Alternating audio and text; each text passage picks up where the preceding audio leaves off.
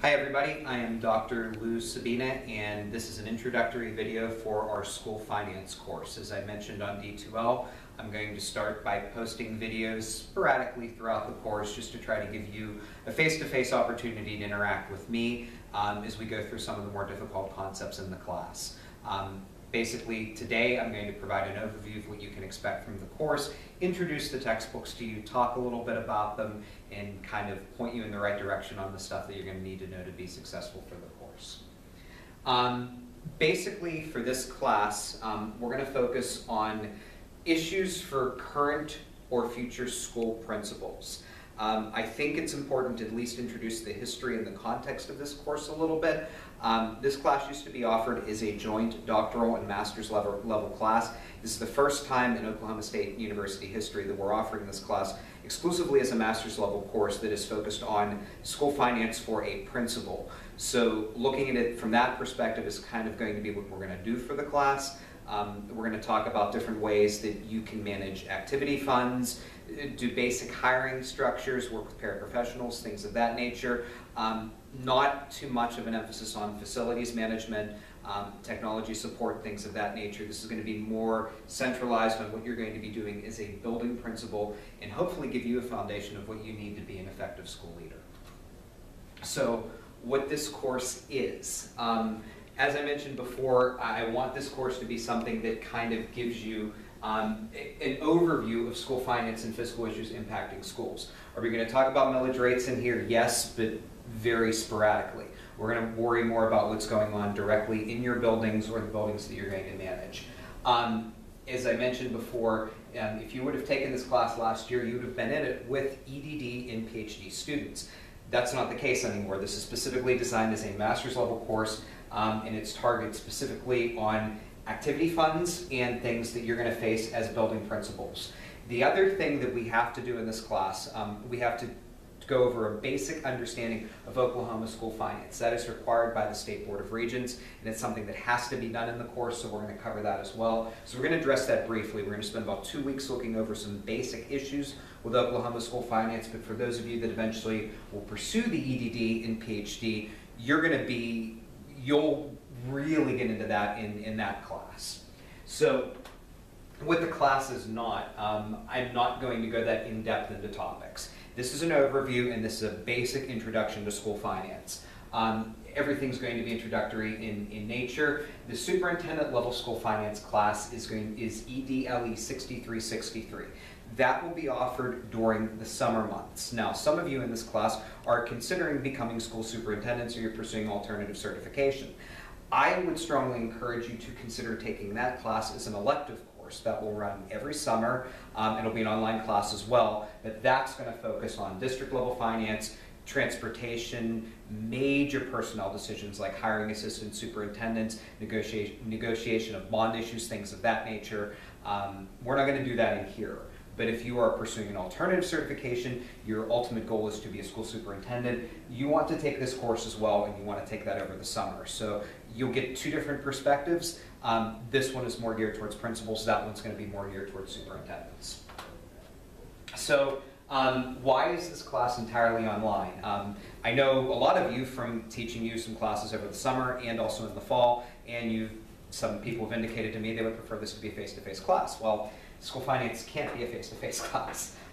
We offer this class for potential students throughout all of Oklahoma. If people need to take this course for professional development, this is one of the ones that they normally tend to take, so this class will always be offered completely online. So if you are new to a fully online course in an online environment, this will be, I guess, your experience to that for the first time. That's why, like I said, I'm going to try to supplement it with videos and kind of make it a little bit more interactive. Everything is going to be available through D2L, and some of the more complex issues I will be teaching, and I will record those and have those on video for you as well. So talk about kind of the structure of the course for a little bit. In master's and doctoral level classes, I really don't believe in quizzes or tests, but in a finance class, I think it's necessary because a lot of this is going to be issues that if you make one mistake, it's kind of something that could impact a large number of stakeholders in your school, whether it be different personnel issues, whether it be whether or not you have money to pay for extra funding and professional development activities. So I do quizzes in this class. There will be 6 of them. Each will have 10 questions, and then there'll be a midterm and a final, and they'll have 50 questions on them. Questions will be true and false, multiple choice, but it's open notes, open book, open everything. I don't care what you use. If you want to have another computer sitting down next to you and you want to use that while you're taking the quiz, you want to look up stuff, that's fine with me. I don't care. You can use any resources that you need. The one thing, though, because it is open book and open notes, I do time the quizzes. You'll see that you'll have 20 minutes to complete the quiz, which 10 questions, so that's roughly 2 minutes each, and then 90 minutes for exams, which are 50 questions each. The best advice that I have for people when they're doing an online class and they're taking quizzes, it's kind of go with your gut, go with your first instinct, and scroll the quiz all the way through, answer all the questions you know, and then use the open notes and use the resources and come back to the stuff once it's done. That would be my advice for you for this class. So in this class, there are going to be 5 discussion boards. There's also an introductory discussion board where you basically introduce yourself to the class, give me a little bit of background information about you. As I said, I know a lot of the people in this class, but in all fairness, there's a good 5 or 6 people that I have not had in class yet, and I think these could be individuals that are taking this as a professional development course or something of that nature. So I want some background information from you. That's already posted on the discussion board, and you can complete that as you would like.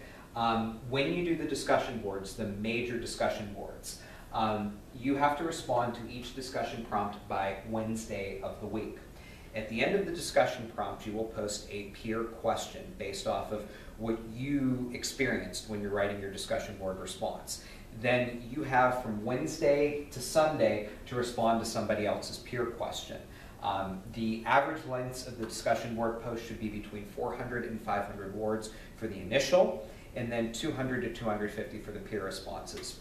I am looking for citations, empirically based research on the initial discussion board response, but only the initial discussion board response. Your peer response should be personal, should be based on your experiences, and I do not expect to see citations on the final response. So your peer responses, you do not need to have any citations in them, but the initial response, I expect you to cite your textbooks and use them. So just basically going over what I just mentioned here, I do want to note that one of the things I'm going to be looking for in the peer responses is sort of this idea that you give a quality response to what the peer asked in their question. So make sure that you answer the question. If somebody's asking you, how does your school handle after-school tutoring, and you start talking about marching band, you're obviously not going to get the full credit for it. Respond to a peer question that makes sense to you. I could care less if, of the 16 or 20 people in the class, if everybody responds to the same person. If it's a poignant question that makes sense and relates to what you're experiencing in your school environment, perfectly acceptable, perfectly fine for me. I'm cool with that. I would rather you do that than to try to force yourself into somebody else's question that might not be responsive to you. So we're going to talk about the major assignments for the course, and then I'm going to talk a little bit about the textbooks. So there are going to be 3 major assignments for the class. The first one is a demographic profile of the building, the next one is a school activity cost assessment, and then the final one is an activity fund balance PowerPoint.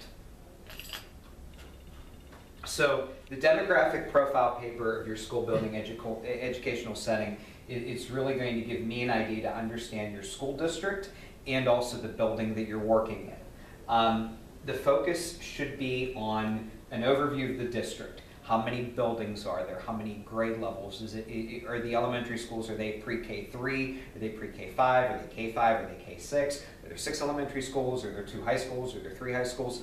I want to know the number of buildings and the grade levels of each building, because that does make a difference on how schools are funded. Funding really results a lot of ways around standardized tests and standardized test scores, so different buildings are going to receive different amount of funds based on the grade levels in which they're serving. Then I want you to focus on the financials on one building. Please note that. The main emphasis of this paper, after you give me this overview, is one building. What does your building use for finance? What do you project your building to be doing in 1 year, 5 years, and 10 years? Are you living in a district that's losing population? Are you living in a district that's expanding population? Do you see a consolidation or merger happening? Do you see your high school going to a comprehensive high school? Do you see it going to a comprehensive elementary school? How do you think this is going to affect personnel? That sort of thing. This particular paper does not have to be heavily based in research, but it should cite things, news articles, or different resources that you use on your school website to kind of paint me a picture of the demographic profile of your building. So I'm not looking for empirical citations, but I'm looking for localized citations. I want you to give me newspaper articles that kind of show me where your district is at. If anything, too, it'll help me get a better understanding of how the districts look and how they work in Oklahoma.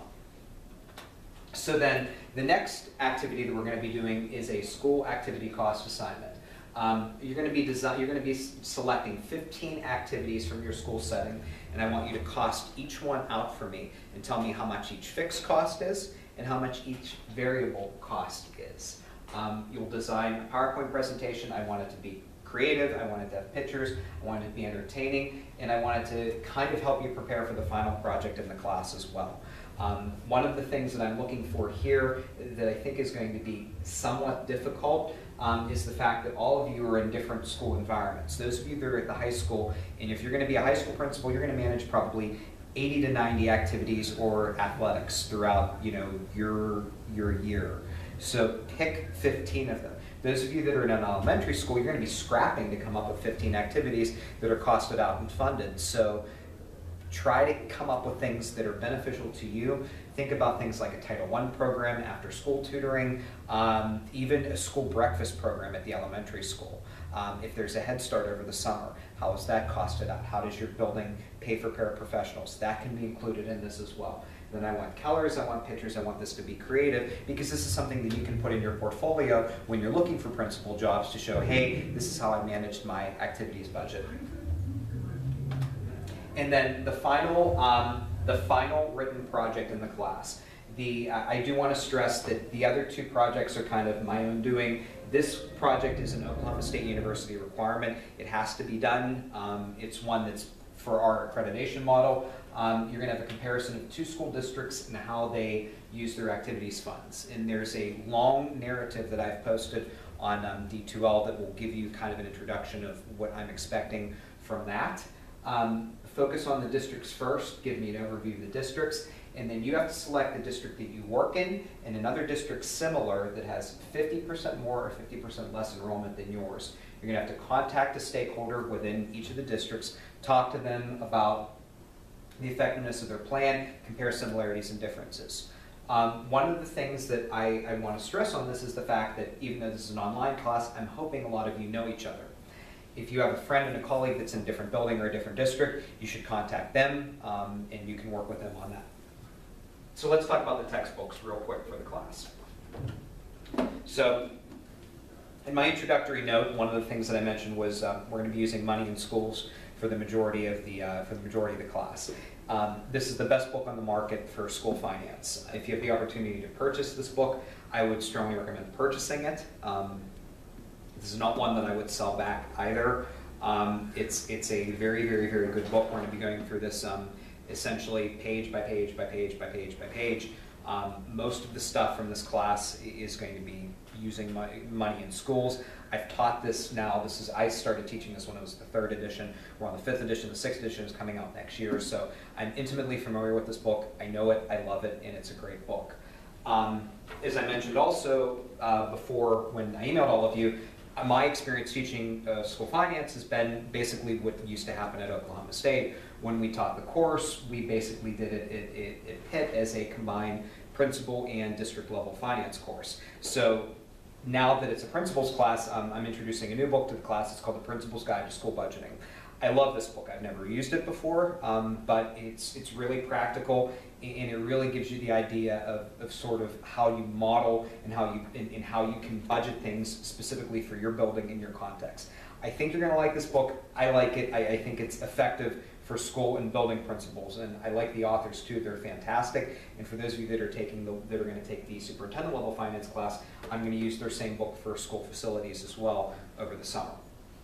Finally, this is the book that a lot of you have emailed me about. This is the Opening Slightly the Door to the District's Accounting System. This book is required by the state of Oklahoma for our classes. This is specifically geared towards Oklahoma state finance. We're going to spend 2 weeks on this book.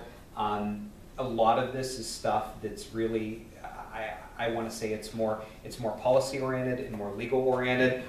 So I've selected the stuff that I think will benefit you as future principals, and then we'll also use this in the summer course as well. But that one will be more geared towards facilities and district level management. So I hope this gives you an overview of the course and my expectations moving forward. You can always email me, you can always call me. I'm here to help. If you need anything, please let me know, and I appreciate you watching this video. Thank you.